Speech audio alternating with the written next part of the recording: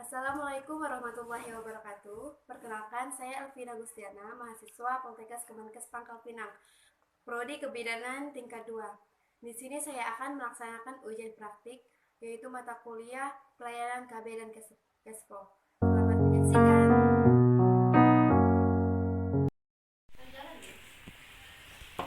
Assalamualaikum. Waalaikumsalam. Silakan masuk, Ibu.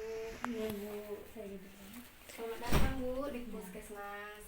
Perkenalkan, saya Bidan Elvina Gustiana. Saya bertugas pada pagi ini. Maaf Bu, sebelumnya ada perlu apa ya Bu, Ibu kemarin?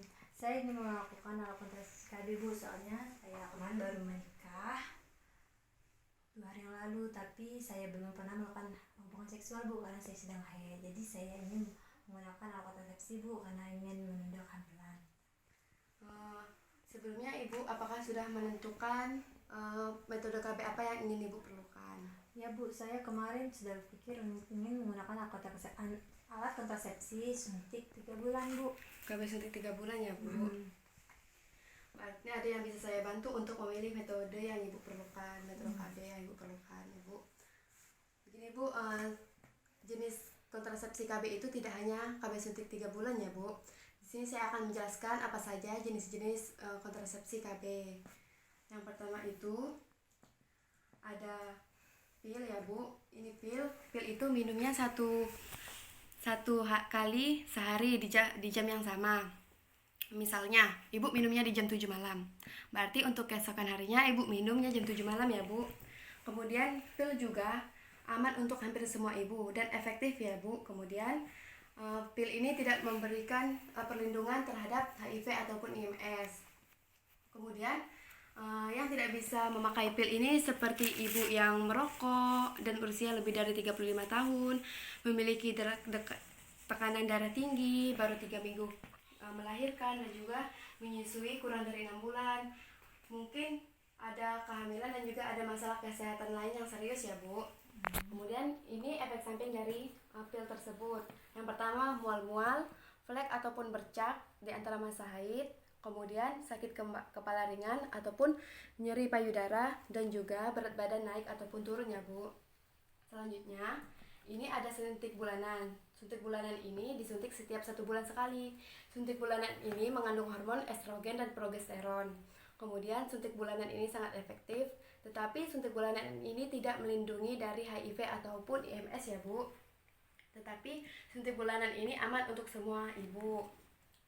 Kemudian yang tidak bisa memakai suntik bulanan, yang pertama ibu merokok, bertekanan darah tinggi, dan juga baru melahirkan, menyusui kurang dari 6 minggu, dan juga mungkin hamil ataupun gangguan yang lain.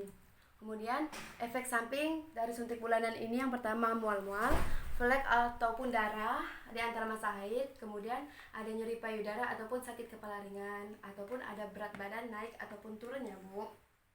Kemudian ini ada suntik 3 bulanan yang ibu ingin memakai suntik 3 bulanan tadi ya Bu. Suntik bulanan ini dipakai 3 bulan sekali. Suntik bulanan ini mengandung hormon progesteron. Suntik bulanan ini sangat efektif dan juga aman bagi hampir semua perempuan. Dan juga suntik 3 bulanan ini tidak melindungi dari HIV ataupun IMS ya Bu. Tetapi suntik 3 bulanan ini sangat efektif. Kemudian yang tidak bisa memakai suntik 3 bulanan ini, yang pertama memiliki tekanan darah tinggi, menyusui kurang dari 6 minggu, dan juga hamil, serta memiliki kondisi kesehatan yang lainnya ya Bu. Kemudian efek samping dari suntik 3 bulan ini, yang pertama bisa Ibu perhatikan perubahan haid bulanan, seperti kadang Ibu dapat haid, kadang tidak, ataupun kadang sedikit-sedikit ya Bu. Dan juga umumnya terjadi berat badan naik, tetapi dan juga ada keluhan yang lainnya ya Bu. Kemudian ada alat kontrasepsi bawah kulit yang biasa disebut dengan susuk ataupun implan Bu. Implan ataupun susuk ini dipasang di bawah kulit sekitar 6 tabung, dan juga efektif selama 5 tahun, aman bagi hampir semua perempuan ya Bu. Dan juga implan ini tidak melindungi terhadap IMS ataupun HIV.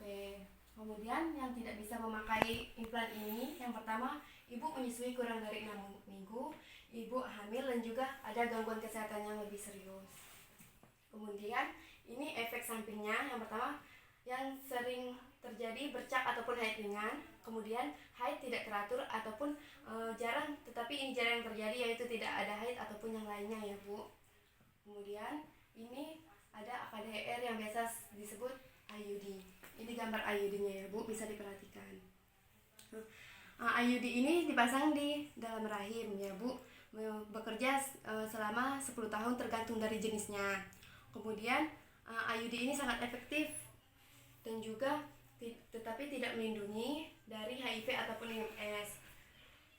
Kemudian yang tidak bisa memakai AKDR, yang pertama ibu sedang hamil, kemudian baru saja melahirkan sekitar 2-28 hari pasca persalinan, kemudian ibu yang menstruasi yang tidak biasa dan juga memiliki risiko IMS termasuk HIV ya Bu. Kemudian ini efek samping dari AKDR, yang pertama haid lebih lama dan lebih banyak, kemudian bercak di antara siklus haid dan juga kram ataupun rasa nyeri selama haid. Jika setelah memasang IUD ini, kita akan merasa kram selama beberapa hari ya Bu, ini, dan juga bercak ataupun flek selama beberapa minggu. Kemudian setelah, apakah ada yang Ibu tanyakan tentang beberapa macam-macam kontrasepsi? Sepertinya tidak sih Bu, saya tetap memilih menggunakan alat kontrasepsi suntik 3 bulanan Bu. Ibu benar yakin ya Bu ingin menggunakan kontrasepsi ini? Ya Bu, saya yakin. Baiklah Bu, selanjutnya jika ada yang ingin Ibu tanyakan, silakan ya Bu, nggak apa-apa, karena saya akan menjaga kerahasiaan Ibu, tidak akan menceritakan kepada orang lain ya Bu, nggak apa-apa. Ibu jangan sungkan-sungkan ingin bertanya kepada saya ya Bu. Ya Bu. Kemudian maaf Bu, sebelumnya saya akan menanyakan data-data tentang Ibu ya dulu ya Bu. Ya Bu. Kalau boleh tahu nama Ibu tadi Ibu Nabila. Suaminya Bu? Fitra. Umur Ibu? 24 tahun. 24 tahun. Suaminya? 26 tahun. 26 tahun. Pekerjaan sehari-hari? Rumah tangga. Rumah tangga. Suami Ibu? PNS. Pendidikan terakhirnya Bu? D3. Masuk kuliah. Masih kuliah, berarti mahasiswa ya Bu? Tetapi Ibu masih dalam RT juga ya Bu? RT. Kemudian alamat Ibu di mana Bu? Air hitam. Air hitam ya Bu. Apakah sebelumnya Ibu memiliki riwayat darah tinggi? Alhamdulillah sih nggak ada riwayat darah tinggi. Baiklah Bu, bagus kalau nggak ada riwayat darah tinggi, karena ini akan mempengaruhi, soalnya kalau suntik 3 bulanan itu nggak boleh Ibu memiliki riwayat darah tinggi. Iya Bu. Terus apakah Ibu kan ingin memilih KB suntik 3 bulan nih. Tujuan Ibu untuk memilih KB suntik 3 bulan ini apa ya Bu? Untuk menunda kehamilan. Menunda kehamilan ya Bu. Untuk menunda kehamilan. Kan Ibu kan di dalam keagamaan itu, apakah ada pantangan untuk menggunakan KB suntik 3 bulan? Alhamdulillah sih, setahu saya nggak ada. Nggak ada ya Bu. Ibu benar yakin ingin memilih KB suntik 3 bulan? Ya saya yakin, karena lebih praktis. Nggak ada kekhawatiran terhadap efek samping dari KB suntik 3 bulan? Kemudian di sini saya akan memberitahukan bahwa tadi kan semua jenis kontrasepsi yang sudah saya jelaskan itu tidak melindungi dari HIV/AIDS ataupun MS, tetapi ada metode yang lain Bu untuk bisa terlindungi dari HIV ataupun MS, yaitu kondom. Ibu bisa menggunakan kondom, tapi ini untuk suami Ibu ataupun pasangan Ibu menggunakan kondom agar terlindungi dari HIV ataupun MS ya Bu. Kemudian baiklah Bu, apakah Ibu kan sudah yakin nih menggunakan KB suntik 3 bulan? Saya akan melakukan inform konsul terlebih dahulu ya Bu untuk persetujuannya. Saya baca dulu ya. Iya Bu, silakan. Oke, terus saya tangan sini ya. Iya Bu. Nah, Bu, ini Ibu kan sudah setuju untuk melakukan KB suntik 3 bulan. Kan sudah ada persetujuannya. Ya udah, nanti mari kita suntik dulu ya Bu.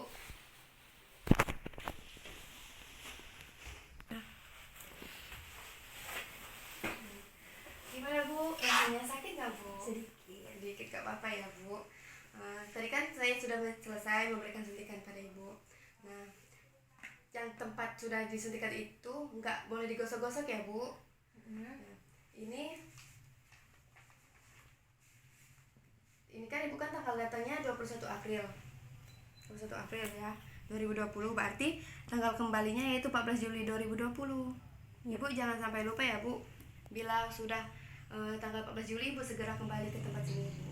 Apakah masih ada pertanyaan yang Ibu tanyakan? Sudah jelas Bu apa yang disampaikan. Ya udah Bu, saya lanjut. Makasih ya Bu. Jangan lupa aja ya Bu. Ya, Bu.